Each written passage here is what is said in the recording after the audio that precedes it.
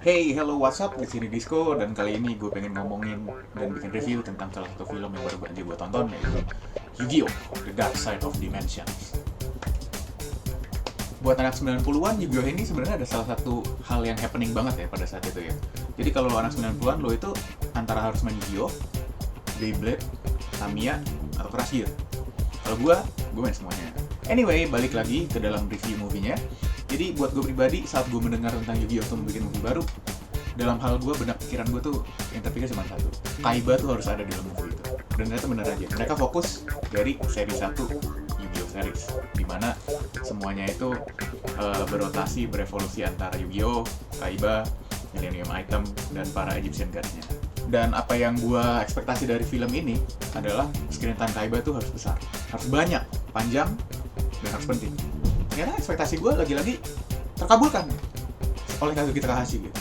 Terpujilah Kazuki Takahashi, salah satu god dari anime Trading Card Games. Jadi buat kalian para fanboy Yu-Gi-Oh!, terutama para fanboy Kaiba Seto, kalian harus nonton film ini. Nggak boleh, nggak ada alasan kalian buat nggak nonton film ini. Segera ke bioskop terdekat, cari Yu-Gi-Oh! The Dark Side of Dimension, beli tiketnya, langsung nonton sekarang juga. Tapi ada nggak sih alasan lain buat nonton film ini kecuali hal yang tadi gue sebutkan? No. Oke, jadi mulai bagian ini akan ada sedikit spoiler dari filmnya. Jadi bagi kalian yang ingin spoiler free dan belum nonton film ini, ya segera nonton filmnya dong. Kalian pengen spoiler free tapi nggak mau nonton filmnya buru-buru, ya gimana? Nah oke, sekarang kita mulai ya. Jadi Yu-Gi-Oh! The Movie Dark Side of the Dimension ini menceritakan tentang beberapa hal.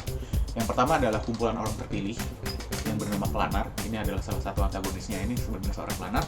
Kedua adalah obsesi Kaiba untuk membangkitkan kembali Atem, lalu berduel kembali dengannya.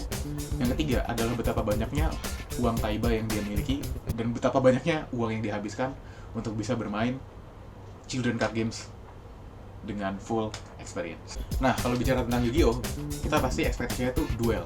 Duelis antara duelis berduel, lalu kita cari siapa yang menang.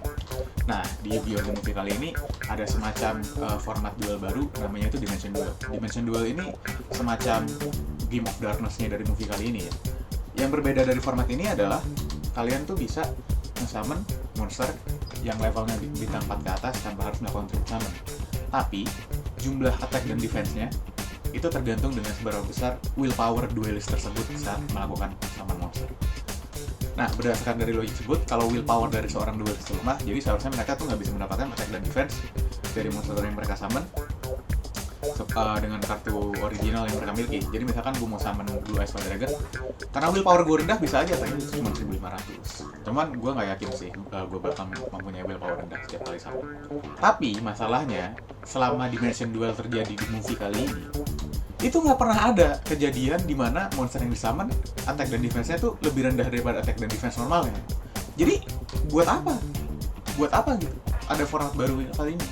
Nggak ada maksudnya gitu. Ini cuman format duel baru, tapi yang terjadi lah hal-hal biasa gitu. Udah, oke, gue tahu kalau yang duel di format baru kali ini tuh Yugi, yang notabene adalah King of Duelist, lalu Seto freaking Kaiba.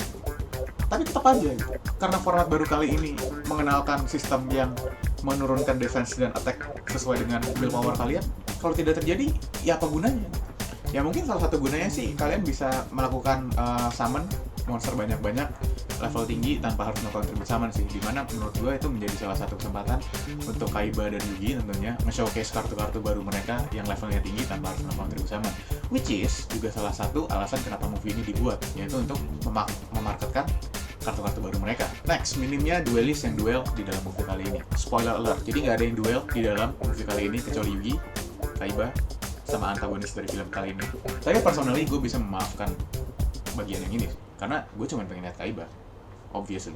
Oke, next, rumitnya dan bertele-telenya penceritaan tentang backstory dan juga tujuan utama dari antagonis utama dari movie kali ini. Gue nggak bakal ngejelasin panjang lebar karena gue sendiri nggak ngerti tujuan utama dari antagonis utama kali ini itu adalah apa. Itu gue ngerti, cuman didasarkan apa gue tidak mengerti. Lalu backstory-nya gue juga nggak mengerti karena terlalu bertele-tele, gue nggak mengerti sama sekali. Mungkin salah satu alasannya gue nggak mengerti sama sekali karena gue terlalu fokus sama Kaiba. Tapi menurut gue sih, honestly, gue gak ngerti sama sekali. Oke, next. Jadi dari tadi kayaknya yang gue ceritain tuh minus poinnya aja ya. Jadi poin plus dari movie kali ini apa? Gue udah bilang belum kalau poin plus dari movie kali ini tuh adalah betapa banyaknya sprintan Kaiba yang ada di sini. Nah ya udah itu poin plusnya. Poin plus lainnya adalah dimana Kaiba itu mengeluarkan monster-monster andalan dia dalam tiap kali duel. Dan yang paling keren tentu saja Obelix the Tormentor! Well, that's about it. Anak sensitive review tentang movie terbaru dari Yu-Gi-Oh! Yu-Gi-Oh! The Dark Side of the Dimension. Jadi summary-nya adalah kalian harus nonton film Yu-Gi-Oh! Ini kalau kalian adalah fanboy dari Yu-Gi-Oh! The Series dan terutama fanboy dari Kaiba Seto.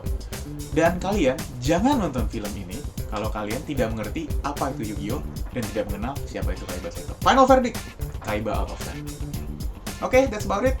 See you guys on the next video.